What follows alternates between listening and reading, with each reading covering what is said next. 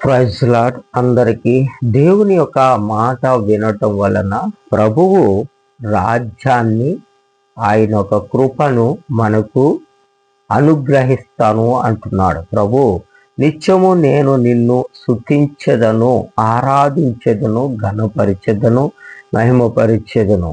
1వ దినవృత్తాంతం 28వ అధ్యాయం 7వ వచనంలో, మరియు నేటి దినమున చేయుచున్న అట్లు అతడు ధైర్యము వహించి నా ఆజ్ఞలను, నా న్యాయ విధులను అనుసరించిన ఎడల నేను అతన్ని రాజ్యమును నిత్యము స్థిరపరుస్తాను. నా న్యాయ విధులను, నా కట్టడాలను అతను మరి అనుసరించి నడుచుకుని ఎడల అతని రాజ్యాన్ని నేను నిత్యము స్థిరపరుస్తాను అంటున్నాడు ప్రభు అయిన యేసుక్రీస్తు వారు.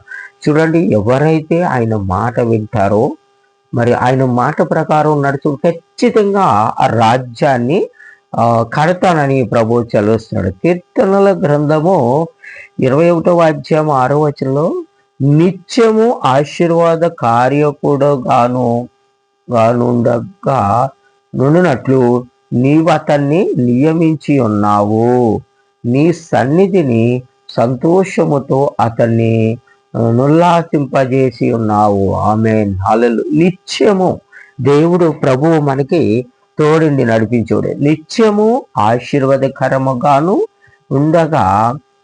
నుండునట్లు నీవు అతన్ని నియమించి ఉన్నావు. నిత్యము ఆశీర్వాదకరంగా ఉండటానికే నియమించావు అంట. దేవుడు మనల్ని నియమించినందుకు నిత్యము ఆశీర్వాదంగా ఉండటానికి, అలాగే నీ సన్నిధిని సంతోషముతో అతన్ని నుల్లాసింప చేయటానికి ప్రభువైన యేసుక్రీస్తు వారిని సంతోషముతో ఆరాధించాలి, సంతోషముతో ఘనపరచాలి. హల్లెలూయా. ఈ కీర్తనలో 30:12 వచనం, నీవు నా గోనె పట్ట విడిపించి సంతోష వస్త్రమును నన్ను ధరింపజేసి ఉన్నావు. యెహోవా నా దేవా, నిత్యము నేను నిన్ను స్తుతించెదను.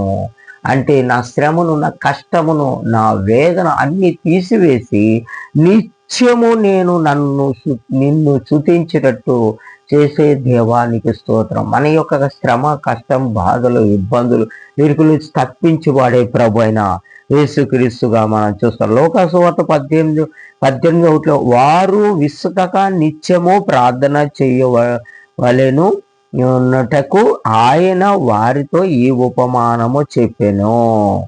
ఏంటి? నిత్యము ప్రార్థన చేయటానికి కొన్ని ఉపమానాలు చెప్పారు. కొన్ని సంవత్సరాల నుంచి మనం బయటపడాలంటే మనం ఏం చేయాలంటే బలముగా ప్రార్థన చేయాలి. నిత్యము విసుకక ప్రార్థన చేయాలి. నిత్యము విసుకక ప్రార్థన చేసి ఖచ్చితమైన కార్యాలు మనము చూడగలుగుతాం. నిత్యం సంతోషం మనకి దొరుకుతుందని ప్రభు సెలవిస్తున్నాడు. దానియేలు గ్రంథంలో 6వ అధ్యాయం 20, అతడు గుహ దగ్గరకు రాగానే దుఃఖ స్వరముతో దానియేలును పిలిచి, జీవము గల దేవుని సేవకుడువైన దానియేలు, నిత్యము నువ్వు చేయించుతున్న నీ దేవుడు నిన్ను రక్షించగలిగేనా అని అతన్ని అడిగాను. చూడండి, నిత్యము ప్రార్థిస్తున్నా నీ దేవుడు నిన్ను కాపాడిండా, నిన్ను రక్షించిండా? ఆ రాత్రి అంతా రాజు నిద్రపోలేదంటండి.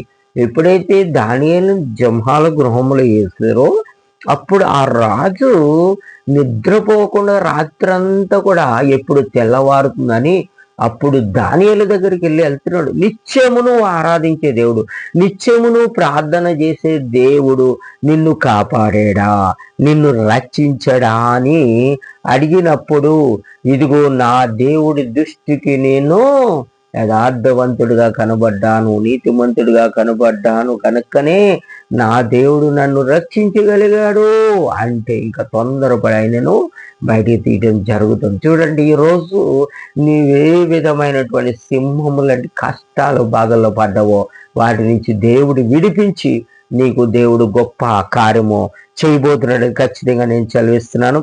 దేవునికి మహిమ కలుగును గాక. పరిశుద్ధాత్మ దేవుడు మనకు అందుకు దానియేలు రాజు, చిరకాలము జీవించుతున్నా నేను నా దేవుని దృష్టికి నిర్దోషినిగా కనబడి తిని గనుక ఆయన తన దూతను నంపించి సింహముల నాకు హాని చెయ్యకుండా వాటి నోళ్లను మూసివేసెను. హల్లెలూయా.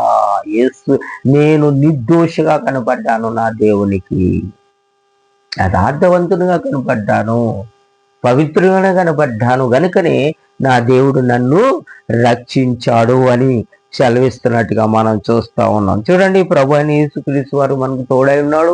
మనం భయపడాలక్కర్లేదు, ధైర్యంగా ఉందాం.